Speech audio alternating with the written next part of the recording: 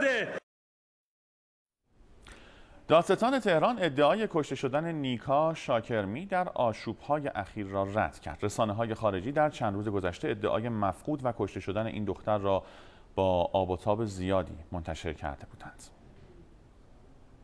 توجه‌های بسیاری هست به کشته شدن نیکا شاکرمی دختر. نامش نیکا شاکرمی 17 ساله. دختر 17 ساله‌ای که در تجمع 29 شهریور مفقود شده بود. خانواده‌اش مفقود شدنش را به پلیس اعلام می‌کنند. ما بعد از اون بود که دیگه رفتیم اعلام در واقع مفقودی کردیم. خاله او هم در تماس با BBC میگوید نیکا شالش رو آتیش زده، توی بولوار کشاورز بوده و داشته شعار میداده و اینها. در این چند روز موج شایعات آنقدر پیش رفت که گفته شد نیکا شاکرمی به دلیل ضربات باتوم پلیس جان داده. ناشی از اصابت جسم سخت عنوان کرده. خبرنگار BBC فارسی شایعات مربوطه را تکرار می کند. بیش از یک هفته میگن که در دست اطلاعات سپاه بوده، اما منتقلش کردن به زندان اوین. بعد از 11 روز جسد رو به خانواده برمیگردونن. آتش شاکرمی خاله نیکا با ما همراه می شود و از یک روایت جدید گفت. این ساختمون 3 طبقه‌ای که گفتین اینجا درسته؟ بله. بعد این هم ساختمون 5 طبقه. همون 5 طبقه است. بعد کجا افتاده بود نیکا؟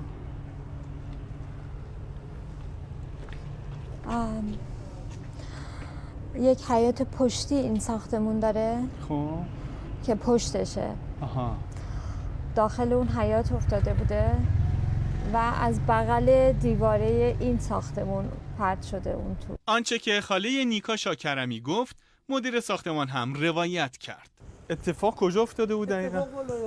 اینجا این گوشه بوده، کیفش اون گوشه بوده. طبق گفته مدیر ساختمان کیف و موبایل شخصی مرحومه نیکا شاکرمی دقیقاً همینجا بوده که الان تصویرشو تو گوشی بنده خدا می‌بینیم. گفتم بهتون کوله و با گوشیش بغل آهن بود. این عکسشه.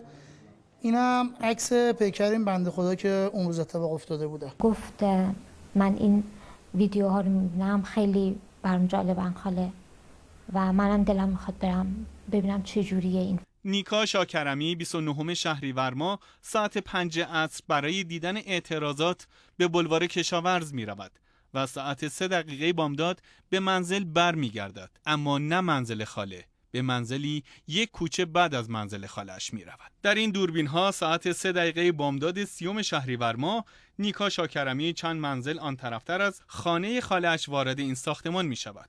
نیکا سالم است. تاریخ هم که 36 درسته؟ این کیه؟ نیکا. متاسفانه صبح همسایه کنار این ساختمون جسد ایشون رو در حیاط منزلشون مشاهده کردن و بلافاصله به پلیس اطلاع دادن و پلیس در محل حاضر شده و جسد اون رو به پلیس انتقال داده. مادرش هم در محل پلیس حاضر شده و ایشون رو شناسایی کرده.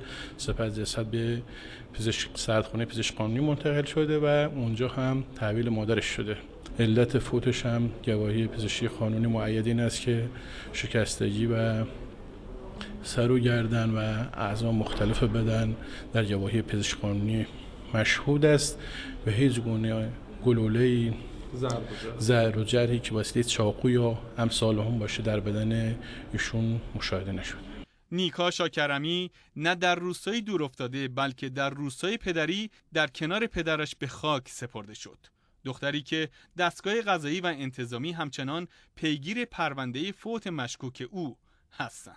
نیروهای امنیتی امروز جسد او را ربودند و مخفیانه در روستایی در استان لرستان دفن کردند. مطالبات خودمون را از طریق مراجع قانونی پیگیری می‌کنیم و همچنین ما از هیچ حرکت خشونت‌آمیز که منجر به صدمه به اموال عمومی یا افراد بشه حمایت که نمی‌کنیم، محکوم هم می‌کنیم.